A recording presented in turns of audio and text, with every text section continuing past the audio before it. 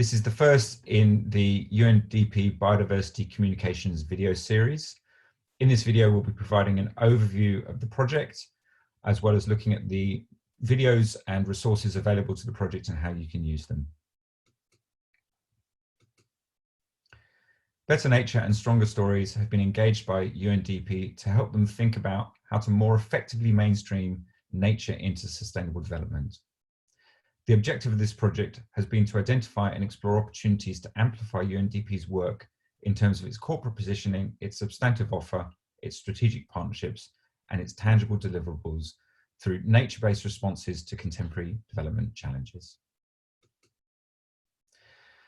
The work has essentially been split into two elements: initially a data analysis and then a more substantive story analysis.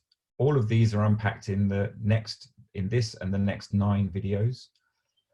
We've grouped the videos together into a variety of sequences designed to showcase particular aspects of the work. You can, of course, watch all 10 videos in sequence, or you can choose the different sequences depending on your interests.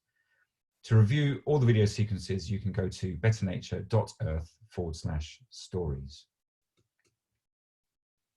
The resources available are this set of 10 videos, this project overview, 2 videos that summarize data and story findings and recommendations, 2 videos looking at the tools we've used during the story analysis, and then 5 additional videos detailing the analysis on an element by element basis.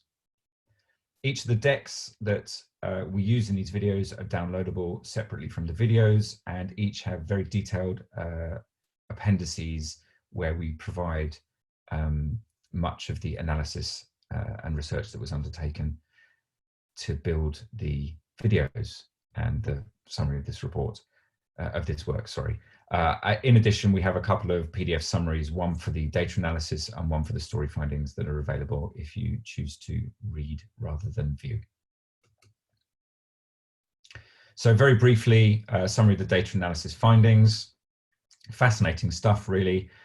The headline finding, I guess, is that we found up to 28.5% potential increase in the size by project number of UNDP's biodiversity portfolio across the world. This is solely from aligning or better aligning existing UNDP projects, which are not within the UNDP biodiversity portfolio, into or with the UNDP biodiversity portfolio, based upon the quality and strength of alignment of the language used within the written records of non-UNDP biodiversity projects.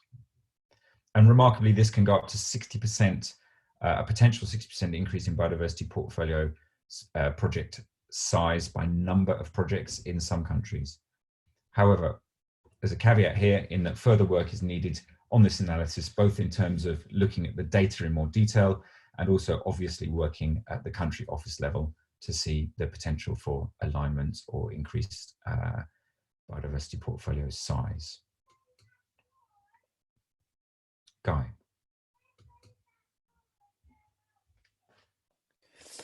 So the recommendations that we're going to run through in kind of later video really highlight how the UNDP can put nature at the heart of development and do so through their stories. In fact, what we're looking at doing is thousands of stories, because that's the way that UNDP can shift the overarching narratives about biodiversity and sustainable development.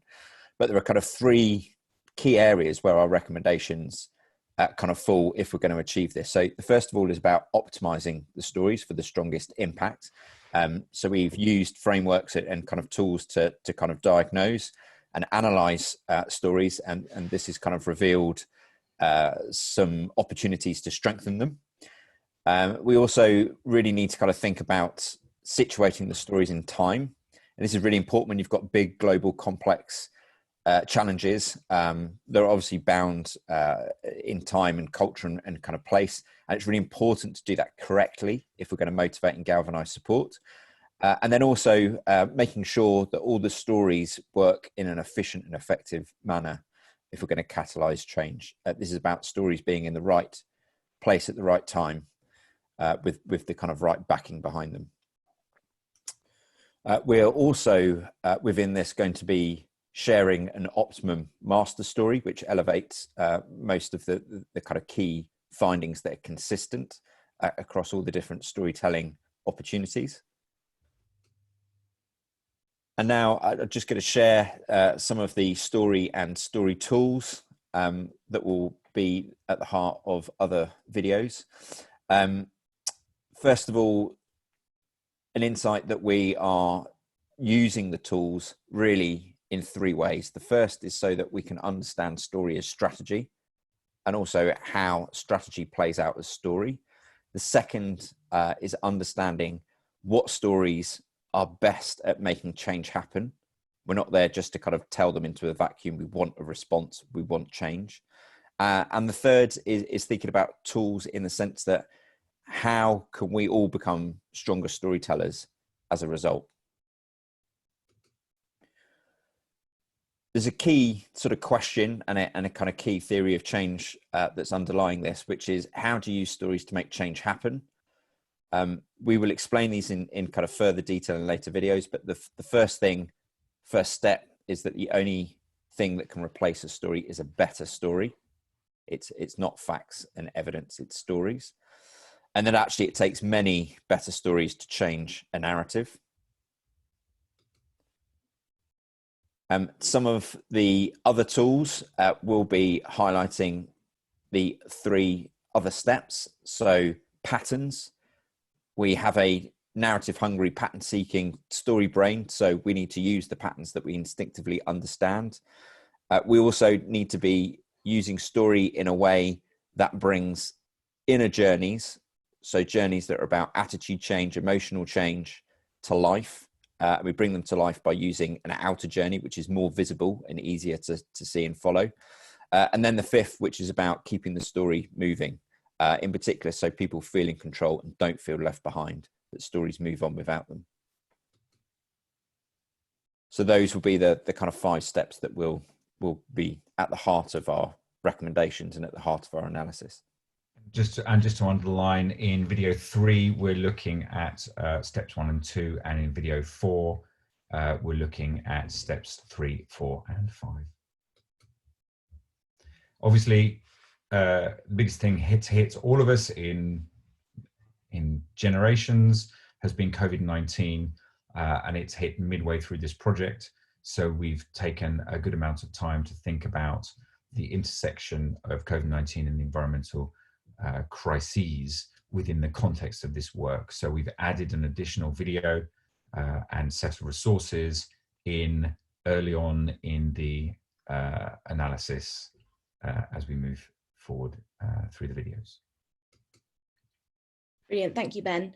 And so after that, the additional videos will look further into the research through a section by section basis. The first being the Human Development Report, which is at a macro level. And then it will move into a look at the biodiversity landscape and the UNDP's Nature for Development portfolio, which are both at a meso and micro level. And then on to the super year 2020, which will take a look at the stories of the events in the super year 2020, but also the super year story itself and the post super year strategy. And then the final one will be the Ethiopian and private sector strategies, which will look at their overarching stories, and then project and programme stories which are biodiversity aligned. That's it. So there you have an overview of the project, an overview of the videos, and an overview of the resources available to you. You've also met the 3 protagonists in this project. We hope you enjoy the viewing, reading, and interacting.